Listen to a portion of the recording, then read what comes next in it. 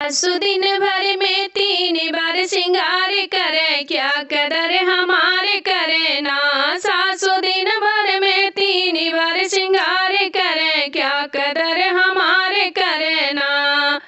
पहिर नीली रंग के साड़ी उस पे हाई हील सैंडल, पहिर नीली रंग के साड़ी उस पे high heel sandal.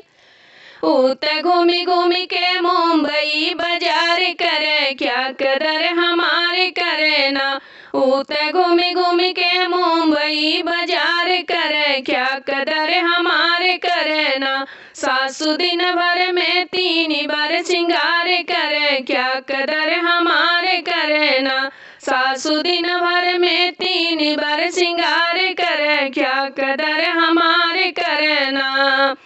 Cream powder लगावे, लाली बिंदी सजावे, क्रीम पाउडर लगावे, लाली बिंदी सजावे।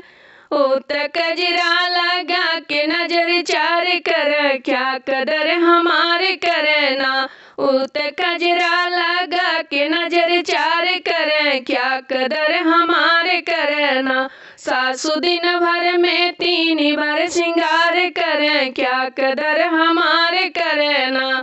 सासु दिन भर में 3 बार श्रृंगार करे, क्या कदर हमारे करे ना।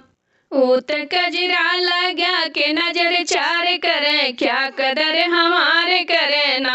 उत कजरा लगा के नजर चार करे, क्या कदर हमारे करे ना।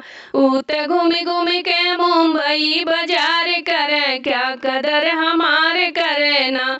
उत घूमी घूमी के मुंबई बाजार करे, क्या कदर हमारे करे ना। सासु दिन भर में 3 बार श्रृंगार करे, क्या कदर हमारे करे ना।